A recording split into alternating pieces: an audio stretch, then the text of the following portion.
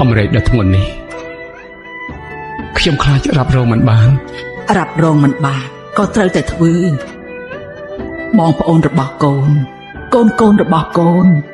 សុទ្ធតែត្រូវពឹងលើកូនរងចាំបញ្ជាកូនបើកូនដួលទាំងបែបនេះតើពួកគេគិតយ៉ាងម៉េចត្រូវចាំកូនគឺជាកូនប្រុសរ៉ាប់រងមិនបានក៏ត្រូវតែធ្វើ